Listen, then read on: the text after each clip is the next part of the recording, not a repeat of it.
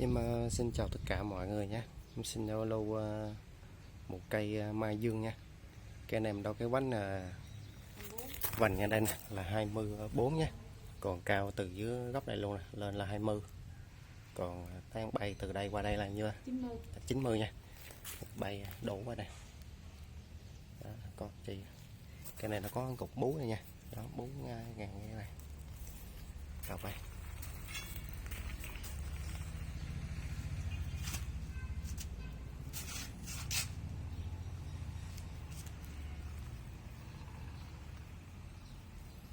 Tiếng sẽ rất quay bay.